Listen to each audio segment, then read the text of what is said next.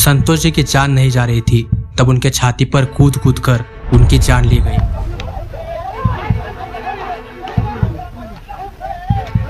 संतोष जी की आंखें लाइटर से जलाई गई। उनके करीबी आदमी ने ही उनके लोकेशन की टिप मर्डरर्स को दी थी। संतोष जी की आखिर गलती क्या थी कि उन्हें इतने ब्रुटली मारा गया? माझ्या वडिलांचं जे बलिदान आहे ते आपल्याला व्यर्थ नाही जाऊ द्यायचं, त्यासाठी न्याय मिळवायचा आहे, त्यासाठी मला तुमची खूप गरज आहे आणि तुम्ही असेच आमच्या पाठीमागे राहा। Welcome to Shreks. तो आज हम देखने वाले हैं most brutal murder case of Santosh Deshmukh ji. तो सबसे पहले जानते हैं कि संतोष देशमुख जी थे कौन। तो संतोष देशमुख जी महाराष्ट्र राज्य के बीड जिले के मसाजो गांव के काबिल सरपंच थे। संतोष जी की काबिलियत और लोगों को उनके प्रति प्यार इसी बात से पता चलता है कि संतोष जी 3 बार सरपंच रह चुके थे। संतोष जी के लीडरशिप के अंडर पिछले 7 सालों में मसाजो गांव को गवर्नमेंट की तरफ से 19 अवार्ड्स मिले थे, जिसमें गांव में ज्यादा पेड़ लगाना, गांव में पानी की अच्छी सुविधाएं होना और साफ सुथरा गांव रखना, ये सब कुछ शामिल था। मसाजो गांव को गवर्नमेंट की तरफ से 1.5 करोड़ रुपीस का प्राइज मनी भी मिला था। संतोष जी ने मास्टर इन आर्ट्स में अपनी डिग्री हासिल की थी और 2013 से ही संतोष जी पॉलिटिक्स से जुड़े थे। संतोष जी की पत्नी अश्विनी देशमुख जी को भी 2017 के सरपंच इलेक्शन में अच्छी जीत मिली थी। संतोष जी के 2 बच्चे हैं, 13 साल का बेटा जिसका नाम विराज है और 18 साल की बेटी जिनका नाम वैभवी है। संतोष जी अपने गांव की डेवलपमेंट और लोगों की मदद के लिए हमेशा खड़े रहते थे, इसीलिए गांव के लोग संतोष जी को एक आइडियल लीडर की तरह देखते थे। लेकिन क्या होगा अगर एक लीडर अपने ही गांव में जिंदगी और मौत के बीच फर्क महसूस करता है? आप सोच करके देखिए कि आप अपनी कम्युनिटी के लिए जी रहे हो और किसी ने आपकी ही जान लेने की साजिश रच दी हो, तो आप किस पर भरोसा करेंगे? ये सच है, पर असली बात तो अभी बाकी है।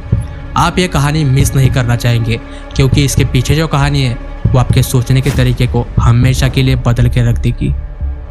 तो इस सब की शुरुआत होती है 2024 में, जब आवादा ग्रीन एनर्जी कंपनी, जो कि रिन्यूएबल एनर्जी जनरेट करती है, यानी सोलर एनर्जी, विंड एनर्जी का इस्तेमाल करके इलेक्ट्रिसिटी बनाती है। यह कंपनी बीड के मसाजो गांव में अपना विंडमिल डेवलपमेंट का, यानी पवन चक्की से बिजली बनाने का प्रोजेक्ट लेकर आती है। इसके लिए कंपनी को एक बड़ी सी जगह चाहिए थी, ताकि जो भी जरूरी इक्विपमेंट्स है वो उन्हें एक स्टोर गोडाउन बना के स्टोर कर सके और वहां पर कंपनी का ऑफिस बनाकर विंडमिल डेवलपमेंट का काम शुरू कर सके। इसके लिए कंपनी के सीनियर मैनेजर्स और प्रोजेक्ट मैनेजर गांव के सरपंच संतोष देशमुख जी से जाके मिलते हैं और संतोष जी को ये पूरा प्रोजेक्ट एक्सप्लेन करते हैं। संतोष जी को गांव की डेवलपमेंट के हिसाब से यह प्रोजेक्ट काफी अच्छा लगता है, पर संतोष जी कंपनी के सामने बस एक कंडीशन रखते हैं। वो कहते हैं कि आप हमारे गांव के लोगों के लिए अगर जॉब्स अवेलेबल करवा के देंगे तो हम आपको जमीन अवेलेबल करवा के देंगे। इसके लिए कंपनी भी मान जाती है। इसके बाद संतोष देशमुख जी गांव में लोगों की मिलाकर 30 एकड़ जमीन होती है। यह जमीन संतोष जी कंपनी को रेंट पर अवेलेबल करवा के देते हैं। तो फिर कंपनी यहाँ पर अपना स्टोर गोडाउन लगा के और ऑफिसेस लगा के काम अच्छे से स्टार्ट करती है। विंडमिल डेवलपमेंट का काम काफी तेजी से और अच्छी तरीके से चल रहा था। तभी इसमें एक ट्विस्ट आता है। ऑन 20 अगस्त 2024 वाल्मीकि कराड़, जो कि परली नगर परिषद के एक नेता है, जिनके ऊपर पहले से ही 15 पुलिस केसेस रजिस्टर है, वो घुले गैंग की मदद से, घुले गैंग के बारे में मैं आपको इस वीडियो में आगे बताऊंगा। बस अभी के लिए आप ये नाम याद रखिए, क्योंकि ये नाम वीडियो में काफी बार आने वाला है और केस की लीड्स के लिए ये नाम काफी ज्यादा इंपॉर्टेंट है। तो अभी के लिए आप ये बस नाम याद रखिए। तो back to the point. On 20 अगस्त 2024 को वाल्मीकि कराड़ घुले गैंग की मदद से आवादा कंपनी के प्रोजेक्ट मैनेजर सुनील शिंदे जी को किडनैप करवाता है और उन्हें परली लेके आता है। वहां पर सुनील शिंदे जी को धमकाते हुए वाल्मीकि कराड़ कहता है कि आपने जो मसाजो गांव में विंडमिल डेवलपमेंट का काम शुरू किया है उसे तुरंत बंद करवाइए, और अगर आपको ये काम जारी रखना है तो हमें 2 करोड़ रुपए दे दीजिए, और अगर आपने ऐसा नहीं किया तो फिर इसका अंजाम काफी ज्यादा बुरा होगा। इसी बात को सुन के सुनील शिंदे जी काफी ज्यादा डर जाते हैं और अगले ही दिन यानी 29 अगस्त 2024 को मसाजो गांव के तहसील केस के पुलिस स्टेशन में इसके ऊपर FIR दर्ज करवाते हैं। लेकिन पुलिस इस केस को काफी ज्यादा लाइटली लेते हैं और इस पर कोई इन्वेस्टिगेशन भी नहीं करते हैं, यानी कि पुलिस इस केस को बेसिकली इग्नोर कर देते हैं। इसी का परिणाम होता है और 11 सितंबर 2024 को वाल्मीकि कराड़ आवादा कंपनी में फोन करके धमकी देता है कि 2 करोड़ रुपए की डिमांड मैंने जो की थी वो मुझे अभी तक नहीं मिले हैं, आप जल्दी से जल्दी मुझे ये पैसे भिजवा दीजिए। सो इसके बाद ऑन 8 अक्टूबर 2024 को वाल्मीकि कराड़ और विष्णु चाटे जो कि वाल्मीकि कराड़ का कजन है और वो भी एक पॉलिटिशियन है, ये दोनों परली के जगमित्र कार्यालय गए थे, जहां पर अवादा कंपनी के सुनील शिंदे जी और सीनियर मैनेजर शिवाजी थोपटे जी भी गए थे। वहां पर भी वाल्मीकि कराड़ और विष्णु चाटे सुनील शिंदे जी और शिवाजी थोपटे जी को धमकाते हुए कहते हैं कि हमने 2 करोड़ रुपयों की डिमांड करके अब काफी वक्त हो चुका है, लेकिन आपने अभी तक हमारी डिमांड फुलफिल नहीं करवाई है, जल्दी से जल्दी हमारी डिमांड फुलफिल करवाइए वरना इसका अंजाम अच्छा नहीं होगा। इसके बाद ऑन 26 नवंबर 2024 को वाल्मीकि कराड़ घुले गैंग के मेंबर सुदर्शन घुले, जो कि मस्साजो गांव के पास टाकड़ी नाम का एक गांव है, वहां का रहने वाला है। वो एक शुगर कैन कॉन्ट्रैक्टर है और उसके ऊपर पहले से 10 पुलिस केसेस रजिस्टर है, जिसमें मारपीट करना, एक्सटॉर्शन मांगना ऐसे केसेस शामिल है।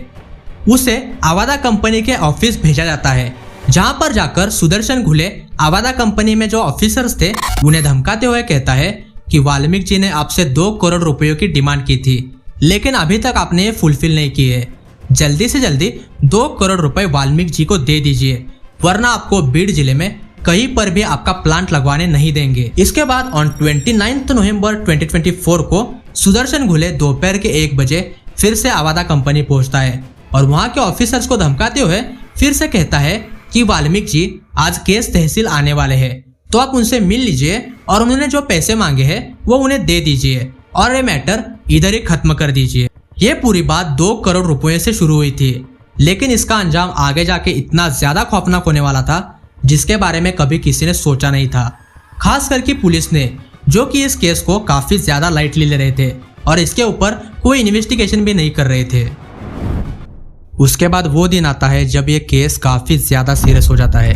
ऑन 6 दिसंबर 2024 सुदर्शन घुले, प्रतीक घुले और अशोक घुले, प्रतीक घुले जो कि सुदर्शन घुले का भाई है, जिसके ऊपर पहले से 5 पुलिस केसेस रजिस्टर है, उनके साथ अशोक घुले जो एक क्रिमिनल है और घुले गैंग का मेंबर है।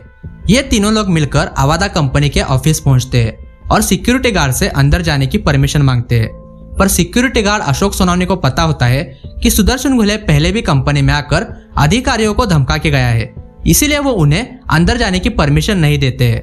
तो फिर घुले गैंग के मेंबर्स अशोक सोनावनी जी पर चिल्लाने लगते हैं और उन्हें गालियां देने लगते हैं, तभी भी अशोक सोनावनी जी उन्हें अंदर जाने की परमिशन नहीं देते हैं। फिर ये तीनों लोग मिलकर उन्हें मारना शुरू करते हैं।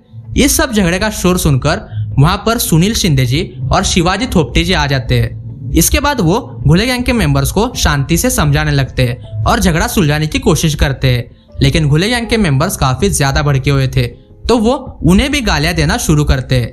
इसके बाद शिवाजी थोपटे जी गांव के सरपंच संतोष देशमुख जी को फोन करते हैं और कॉल पर उन्हें सारी हकीकत बताते हैं। इसके बाद संतोष देशमुख जी अपने साथ गांव के कुछ लोगों को लेकर अवादा कंपनी के ऑफिस पहुंचते हैं।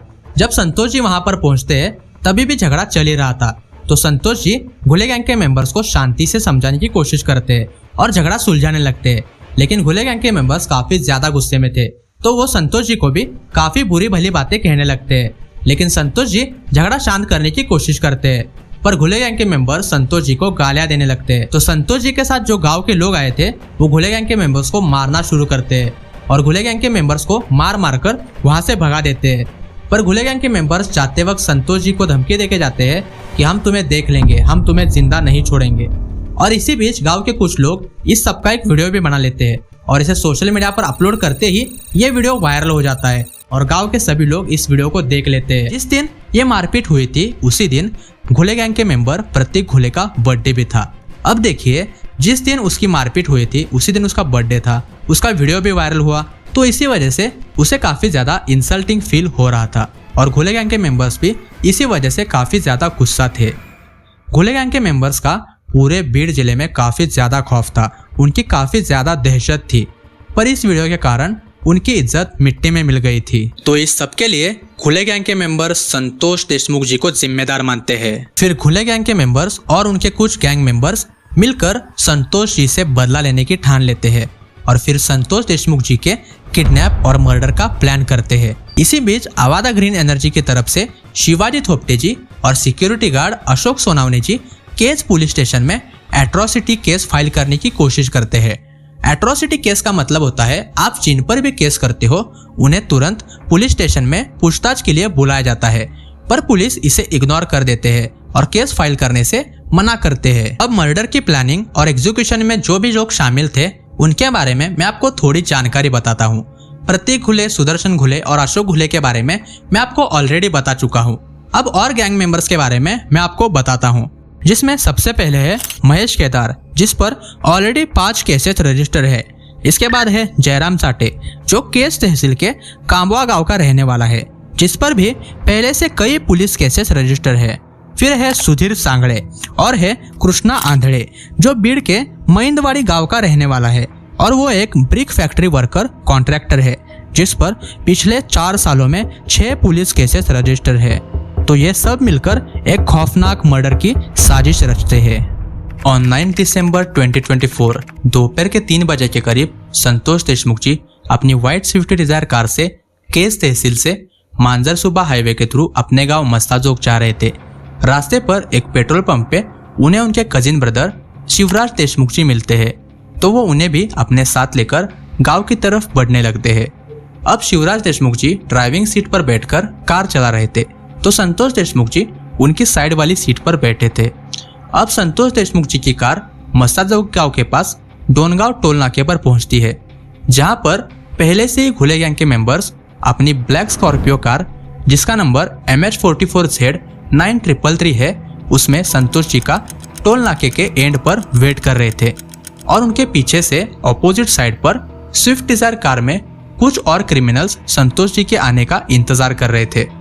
तभी संतोष जी की कार फाइनली टोल नाके के एक लेन में एंटर करती है और जैसे उनकी कार एंटर करती है तो घुले गैंग के मेंबर्स अचानक से उनके सामने अपनी स्कॉर्पियो से आकर खड़े रहते हैं और उनका आगे का रास्ता ब्लॉक कर देते हैं। ये देखते हुए शिवराज देशमुख जी कार को रिवर्स लेने की कोशिश करते हैं, पर पीछे से स्विफ्ट कार में आकर क्रिमिनल्स उनका रास्ता पीछे से भी ब्लॉक कर देते हैं। अब संतोष जी की कार पूरी तरीके से ट्रैप हो गई थी। तभी ब्लैक स्कॉर्पियो से घुले गैंग के मेंबर्स नीचे उतरते हैं। उनके हाथों में स्टील रॉड्स और कुछ हथियार भी थे। वो उतरकर संतोष जी की कार की तरफ बढ़ने लगते हैं। कार की विंडोज पहले से ही बंद थी, तो वो पत्थर से ड्राइविंग साइड की विंडो को तोड़ना शुरू करते हैं, क्योंकि उनको लगता है कि संतोष जी ड्राइविंग सीट पर बैठे हुए हैं। तभी उनमें से एक क्रिमिनल संतोष जी की कार की विंडशील्ड को बड़े से पत्थर को मारकर तोड़ देता है और वो पत्थर जाकर शिवराज देशमुख जी के थाइस पर गिरता है। तभी सारे क्रिमिनल्स देख लेते हैं कि ये तो संतोष जी नहीं है और उन्हें यह दिखाई देता है कि संतोष जी साइड की सीट पर बैठे हैं। तो ये सभी मिलकर फिर साइड वाली सीट की ग्लास को ब्रेक करना स्टार्ट करते हैं और ग्लास को तोड़ के दरवाजा खोलकर संतोष जी को नीचे उतारते हैं और उन्हें रॉड से मारते हुए ब्लैक स्कॉर्पियो में बैठाकर वहां से तेजी से भाग जाते हैं। यह इतना जल्दी से हुआ था कि शिवराज देशमुख जी को कुछ रिएक्ट करने का टाइम ही नहीं मिला और उनकी आंखों के सामने उनके भाई को किडनैप कर लिया गया था। जब संतोष जी को किडनैप करवाया गया था तो टाइम था दोपहर के 3:22। शिवराज देशमुख जी थोड़ा सा भी टाइम वेस्ट नहीं करते हैं और डायरेक्टली केज पुलिस स्टेशन जाकर पहुंचते हैं और पुलिस को यह सारी हकीकत बताते हैं और पुलिस से कहते हैं कि आप कंप्लेंट रजिस्टर करवाइए।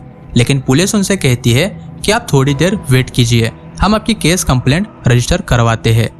शिवराज जी को पता होता है कि जो संतोष जी को किडनैप करवा के ले गए हैं ये सारे खुले गैंग के मेंबर्स है और ये सारे विष्णु चाटे और वाल्मीकि करार से रिलेटेड है। शिवराज जी के पास विष्णु चाटे का नंबर होता है, तो वो विष्णु चाटे को डायरेक्टली कॉल करते हैं और उससे कहते हैं कि आपके गैंग मेंबर्स संतोष देशमुख जी को किडनैप करवा के ले गए हैं, आप उन्हें छोड़ने के लिए कहिए। तो जवाब में विष्णु चाटे कहता है कि आप 10-15 मिनट रुकिए है, मैं उनसे कहता हूँ उन्हें छोड़ने के लिए। लेकिन 10-15 मिनट के बाद भी वही होता है, शिवराज देशमुख जी को जवाब में यही सुनने को मिल रहा होता है। अब शिवराज देशमुख जी संतोष जी के सगे भाई धनंजय देशमुख जी को कॉल करके ये सारी हकीकत बताते हैं और वो लगातार पुलिस से केस रजिस्टर करवाने के लिए बोल रहे होते हैं, लेकिन पुलिस उन्हें बाद में करते हैं ऐसा कह के टाइम पास करने लगते हैं। इसके बाद वो विष्णु चाटे को भी बार बार कॉल कर रहे होते हैं, लेकिन वो भी 10-15 मिनट रुकिए, अभी छोड़ देंगे, बाद में छोड़ देंगे, ये कहकर टाइम पास करने लगता है। विष्णु चाटे बार बार एक ही बात बोल रहा होता है और शिवराज जी की बात को किसी भी तरीके से टालने की कोशिश करता है और जवाब में कुछ भी क्लियर नहीं बताता है। अब संतोष जी को किडनैप हुए 2 घंटे से ज्यादा हो चुके थे, पर ना तो कोई कंप्लेंट रजिस्टर हुई थी और ना ही संतोष जी की कोई खबर मिली थी। इस बीच संतोष जी के साथ आखिरकार क्या हुआ था ये मैं आपको डिटेल में बताता हूँ। संतोष जी को डोनगांव टोल नाके से किडनैप करने के बाद घुले गैंग के मेंबर्स उन्हें केज की तरफ ले जाते हैं, जहां पर चिंचोली गायरन नाम की एक जगह है। वहां पर सुदर्शन घुले का खेत है। इस जगह पे संतोष जी को 4 बजे के करीब लाया जाता है। उन्हें स्कॉर्पियो से नीचे उतारा जाता है। सुदर्शन घुले, प्रतीक घुले, सुधीर सांगळे, महेश केदार, कृष्णा आंधळे और जयराम चाटे, ये 6 लोग एक साथ मिलकर संतोष जी को मारना शुरू करते हैं। Iron rod, gas pipe, wooden pipes, fighter, clutch wires और धरकट्टी, जिसकी इमेज आप स्क्रीन पर देख सकते हो, इन हथियारों को इस्तेमाल करके संतोष जी को मारने लगते हैं। ये सभी लोग मिलकर संतोष जी को काफी बेरहमी से मार रहे थे, लेकिन सुदर्शन घुले का खेत एक ऐसी जगह पर था जहां पर दूर दूर तक कोई लोग नहीं थे। यानी संतोष जी के साथ जो कुछ भी हो रहा था ये कोई देखने के लिए वहां पर था भी नहीं और संतोष जी को कोई चाह कर भी बचा नहीं सकता था। इस पूरे टॉर्चर की मैं आपको कुछ इमेजेस दिखाता हूँ और क्राइम सीन एक्सप्लेन करने की कोशिश करता हूँ, जिससे आप समझ सकते हैं कि संतोष जी को कितनी ब्रूटली मारा गया था। स्क्रीन पर आप जो फर्स्ट फोटो देख रहे हो उसमें आप देख सकते हो कि संतोष जी के शर्ट के बटन्स खुले हुए हैं। यह फोटो तब ली गई थी जब संतोष जी को गाड़ी से नीचे उतार के वुडन स्टिक से काफी ज्यादा मारा गया था। और फिर संतोष जी के गले में आप एक वायर भी देख सकते हो। इसके बाद इस हालत में भी सुदर्शन घुले बेशर्मों की तरह संतोष जी के कंधे पर हाथ रखकर तस्वीर खिंचवाता है। नेक्स्ट फोटो में आप देख सकते हो कि संतोष जी का जो शर्ट है वो जयराम साटे के हाथ में है।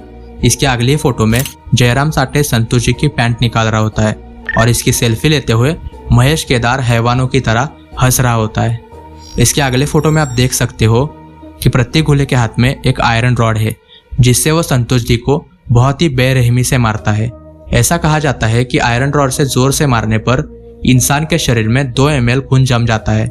संतोष जी के पोस्टमार्टम की रिपोर्ट के मुताबिक संतोष जी के शरीर में 2 लीटर से ज्यादा खून जमा हुआ मिला है। इससे आप इमेजिन कर सकते हो कि संतोष जी को कितनी बुरी तरीके से मारा होगा। इसके बाद संतोष जी के गले में जो वायर डाला हुआ था उससे संतोष जी को गाड़ी से बांधकर बिठाया जाता है। इसके बाद संतोष जी की आंखें जलाई जाती है। इसी बीच घुले गैंग के मेंबर्स मोकारपंथी नाम के एक व्हाट्सएप ग्रुप पर वीडियो कॉल करते हैं और ये हैवानियत लाइव दिखाते हैं। फिर सुदर्शन घुले संतोष जी से फोर्सफुली बोलने के लिए कहता है कि सुदर्शन घुले सबका बाप है। इसके बाद घुले गैंग के मेंबर्स संतोष जी को और मारते हैं और जब संतोष जी की हालत अधमरी हो गई थी तो संतोष जी को जमीन पर लेटाया जाता है। इस वक्त संतोष जी पीने के लिए पानी मांगते हैं, लेकिन उनके मुंह पर यूरिन किया जाता है। यहाँ पर हैवानियत की सारी हदें पार हो जाती है। संतोष जी घुले गैंग के मेंबर से बार बार कह रहे होते हैं कि मेरे हाथ पैर तोड़ दो, लेकिन मुझे मेरे बच्चों के लिए और गांव के लिए जिंदा छोड़ दो। लेकिन घुले गैंग के मेंबर्स में इंसानियत बची ही नहीं थी। संतोष जी की जब जान नहीं जा रही थी तो घुले गैंग के मेंबर्स उनके छाती पर कूद कूद कर उनके जान लेने की कोशिश करते हैं और आखिरकार संतोष जी को खून की उल्टी होती है और एक काबिल सरपंच की डेथ हो जाती है। यह सब कुछ शाम के 6 बजे तक चलता है। संतोष जी का ब्रूटली मर्डर करने के बाद घुले गैंग के मेंबर्स उनकी डेड बॉडी को पास के धेटना फाटा नाम की एक जगह पर जाकर फेंकते हैं। इधर शिवराज देशमुख जी पुलिस से लगातार रिक्वेस्ट कर रहे होते हैं कि आप मेरी कंप्लेंट रजिस्टर करवाइए और संतोष जी को जल्द से जल्द ढूंढ निकालिए। और वो कॉल पर भी विष्णु चाटे को लगातार ये कह रहे होते हैं कि संतोष जी को जल्दी से छोड़ने के लिए कह दीजिए, लेकिन जवाब में कुछ भी सही से नहीं मिल रहा था। उन्होंने विष्णु चाटे को 35 कॉल्स किए थे। अब फाइनली पुलिस शिवराज जी की कंप्लेंट रजिस्टर करवा के लेते हैं, पर अब काफी देर हो चुकी थी। विष्णु चाटे का शिवराज जी को सामने से कॉल आता है। वो कहता है कि घुले गैंग के मेंबर्स ने संतोष देशमुख जी की हत्या करके उनकी डेड बॉडी को धेटना फाटे पर फेंका है। फिर शिवराज जी अपने साथ कुछ लोगों को लेकर धेटना फाटे पर पहुंचते हैं और संतोष जी को हॉस्पिटल लेके जाते हैं, पर वहां पर डॉक्टर उन्हें डेड घोषित करते हैं। संतोष जी की ऐसे अचानक डेथ के बाद उनके परिवार पर दुखों का पहाड़ टूट पड़ता है। उनके परिवार में सभी का रो रो के बुरा हाल था। संतोष जी को न्याय दिलाने के लिए पूरे बीड जिले में जगह जगह पर आंदोलन चल रहे थे। संतोष जी को मारने के बाद सभी क्रिमिनल्स अलग अलग जगह पर भाग जाते हैं। संतोष जी को जिस दिन मारा गया था उसी दिन प्रतीक घुले फेसबुक पर एक पोस्ट करता है और उसके कैप्शन में लिखता है, नाम खराब करने से नाम मिट नहीं जाता है, #सुदर्शन घुले भैया 3333। अब पुलिस इन्वेस्टिगेशन स्टार्ट होता है। सबसे पहले 8 दिसंबर 2024 यानी संतोष देशमुख जी के मर्डर के एक दिन पहले का एक सीसीटीवी वीडियो सामने आता है, जिसमें केस पुलिस स्टेशन के PSI राजेंद्र पाटिल क्रिमिनल सुदर्शन घुले के साथ एक होटल में दिखाई देते हैं। वहां पर ये लोग कुछ डिस्कस कर रहे थे। पुलिस एक्सटॉर्शन मामले से ही इस केस में ज्यादा कोऑपरेट नहीं कर रहे थे और अब ये क्रिमिनल के साथ का पुलिस का वीडियो भी सामने आता है। इसीलिए PSI राजेंद्र पाटिल को सस्पेंड कर दिया जाता है और PI प्रशांत महाजन को फोर्स लीव पर भेजा जाता है। इस केस के इन्वेस्टिगेशन में पूरी तरीके से फेयरनेस हो, इसके लिए CID और SIT यानी स्पेशल इन्वेस्टिगेशन टीम को ये केस हैंडओवर कर दिया जाता है। इसके बाद देखते हैं कि इस केस में आगे क्या होता है और किस किस को अरेस्ट कर लिया गया। ऑन 10 दिसंबर 2024 को यानी संतोष जी के मर्डर के एक दिन बाद ही जयराम साठे और महेश केदार को बीड़ के तांबुआ गांव से अरेस्ट कर लिया जाता है। फिर ऑन 11 दिसंबर 2024 को प्रतीक घुले को पुणे से अरेस्ट कर लिया जाता है। फिर ऑन 19 दिसंबर 2024 को विष्णु साठे को बीड़ हाईवे से अरेस्ट कर लिया जाता है। इन सबको CID ने उनके मोबाइल लोकेशन ट्रेस करके अरेस्ट किया था। फिर CID को एक टिप मिलती है कि सिद्धार्थ सोनावने जो कि मस्साजो गांव का रहने वाला है, उसी ने जिस दिन संतोष जी का मर्डर हुआ था उस दिन घुले गैंग के मेंबर्स को संतोष जी के लोकेशन की टिप दी थी। सिद्धार्थ सोनावने संतोष जी का काफी क्लोज था और वो सुदर्शन घुले का भी फ्रेंड है, इसीलिए उसको संतोष जी के बारे में पूरी जानकारी थी। यह बात पता चलते ही CID मस्साजो गांव में पहुंचते हैं और वो सिद्धार्थ सोनावने की छानबीन करने लगते हैं, पर उन्हें पता चलता है कि सिद्धार्थ सोनावने तो गांव में है ही नहीं। तो फिर CID का शक यकीन में बदलता है कि सिद्धार्थ सोनावने इस केस से रिलेटेड है, तो उसकी खोज शुरू करते हैं और कुछ दिन बाद ही सिद्धार्थ सोनावने को कल्याण से अरेस्ट कर लिया जाता है। और जब उससे पूछताछ की जाती है तो वो कन्फेस करता है कि उसी ने सुदर्शन घुले को संतोष देशमुख जी के लोकेशन की टिप दी थी। इसके बाद ऑन 31 दिसंबर 2024 को वाल्मीकि करार CID को सरेंडर करता है। अब मर्डर के 22 दिन हो चुके थे, लेकिन सुदर्शन घुले, सुधीर सांगड़े और कृष्णा आंधळे के बारे में कोई भी जानकारी नहीं मिली थी। इसीलिए CID मोस्ट वांटेड टाइटल देकर इनके नाम के आर्टिकल छपवाते हैं और जो भी इनकी लोकेशन की टिप देगा या फिर इनको पकड़ने में मदद करेगा तो उसको प्राइज मनी मिलेगा, ये वो अनाउंस करते हैं। इसके बाद CID को एक लीड मिलती है कि बीड़ में रहने वाले डॉक्टर संभाजी वायबसे और उनकी पत्नी एडवोकेट सुरेखा वायबसे ने घुले गैंग के मेंबर्स को भागने में मदद की है और उन्हें पैसे भी दिए हैं और वो करंटली उनके कांस्टेंट कांटेक्ट में है। ये पता चलते ही CID इनकी खोज शुरू करते हैं और उन्हें पता चलता है कि डॉक्टर वायबसे और उनकी पत्नी अभी करंटली नांदेड़ में है। तो वो नांदेड़ पहुंचकर उन दोनों को अरेस्ट करते हैं और उन्हें पूछताछ के लिए पुलिस स्टेशन ले आते हैं। फिर स्ट्रिक्टली पूछताछ करने पर डॉक्टर वायबसे तोते की तरह बोलना शुरू करता है। वो कन्फेस कर देता है कि उसी ने घुले गैंग के मेंबर्स की भागने में मदद की है, उन्हें पैसे दिए हैं और करंटली वो उनके कांस्टेंट कांटेक्ट में भी है। वो बताता है कि क्रिमिनल्स भाग के सबसे पहले गुजरात के सूरत में गए थे, वहां पर कुछ दिन रुकने के बाद वो फिर से महाराष्ट्र आए और फिर भिवंडी में वो 2 दिन के लिए रुके और अभी करंटली वो पुणे में है। ये इन्फॉर्मेशन पता चलते ही CID पुणे पहुंचते हैं और सुधीर सांगड़े, कृष्णा आंधळे और सुदर्शन घुले को पकड़ने के लिए एक ट्रैप बिछाते हैं। इंटरेस्टिंग बात तो ये है कि सुदर्शन घुले ने CID से बचने के लिए अपनी मूछें मुंडवाई थी, लेकिन वो सुधीर सांगड़े के साथ दिखाई पड़ता है और ये दोनों पकड़े जाते हैं। CID पुणे पहुंचने से पहले ही कृष्णा आंधळे वहां से भाग गया था, इसलिए उसे अभी तक अरेस्ट नहीं किया गया है। कृष्णा आंधळे लास्ट टाइम नासिक में देखा गया था, लेकिन कृष्णा आंधळे के बारे में अभी तक कोई भी खबर नहीं मिली है। इसके बाद संतोष जी की बेटी वैभवी देशमुख जी का एक स्टेटमेंट आता है। वो कहती है कि 7 दिसंबर को संतोष जी काफी ज्यादा परेशान लग रहे थे और जब उन्होंने संतोष जी से परेशानी की वजह पूछी तो संतोष जी ने बताया कि 6 दिसंबर को आवादा कंपनी में काफी बड़ा झगड़ा हुआ है, जहां पर संतोष जी इस झगड़े को सॉल्व करने गए थे, लेकिन वहां पे काफी ज्यादा मारपीट हुई और फिर घुले गैंग के मेंबर्स ने संतोष जी को जान से मारने की धमकी दी है। घुले गैंग के मेंबर्स वाल्मीकि कराड़ और विष्णु साठे से रिलेटेड है और ये बहुत ज्यादा खतरनाक लोग हैं, इसलिए संतोष जी काफी ज्यादा परेशान थे। इसके बाद वैभवी जी बताती है कि 8 दिसंबर 2024 को सुबह 11 बजे के करीब संतोष जी को एक कॉल आया था, जिस पर संतोष जी अगले आदमी को कह रहे थे कि इतनी छोटी बात को इतना ज्यादा क्यों खींच रहे हो और इतने छोटे मैटर के लिए जान लेने की बात क्यों कर रहे हो। कॉल रखने पर वैभवी जी ने जब संतोष जी से पूछा तो संतोष जी ने बताया कि विष्णु साठे उन्हें बार बार कॉल कर धमकी दे रहा है और कह रहा है कि हम तुम्हें जिंदा नहीं छोड़ेंगे, हम तुम्हें जान से मार देंगे। इसके बाद संतोष जी वैभवी जी से कहते हैं कि मेरे साथ अगर कुछ बुरा हुआ तो अपनी माँ और भाई का ख्याल रखना। तो महाराष्ट्र के सीएम देवेंद्र फडणवीस जी की तरफ से एक स्टेटमेंट आया है। उन्होंने कहा है कि संतोष जी के केस में जो भी दोषी पाया जाएगा उसे कड़ी से कड़ी सजा दी जाएगी, चाहे वो किसी भी पॉलिटिकल पार्टी का हो या चाहे उसके कितने भी पॉलिटिकल कनेक्शंस हो, उसे बख्शा नहीं जाएगा, उसे कड़ी से कड़ी सजा दी जाएगी। अभी तक इस केस में किसी को भी कोई सजा सुनाई नहीं गई है, लेकिन यह केस काफी तेजी से आगे बढ़ रहा है। संतोष जी की तरफ से यह केस फेमस लॉयर उज्जवल निकम जी हैंडल कर रहे हैं। सभी लोगों की तो बस यही डिमांड है कि संतोष जी के आरोपियों को फांसी की सजा सुनाई जाए। So thank you so much इस वीडियो को यहाँ तक देखने के लिए। यह केस मैंने आपको पूरी तरीके से एक्सप्लेन करने की कोशिश की है, तो इस केस पर आपका क्या ओपिनियन है कमेंट करके जरूर बताएं। और ये मेरा फर्स्ट वीडियो है तो कमेंट में मुझे फीडबैक जरूर दीजिए ताकि मुझे इंप्रूवमेंट करने में हेल्प हो सके। और आपको कोई ट्रू क्राइम के टॉपिक सजेस्ट करने हैं तो कमेंट्स में जरूर बताएं, मैं उन्हें एक्सप्लेन जरूर करूंगा। और आपको अगर ऐसे ही ट्रू क्राइम डॉक्यूमेंट्री सुनना पसंद है तो इस चैनल को सब्सक्राइब जरूर कीजिए। Once again thank you so much for watching this video. Take care.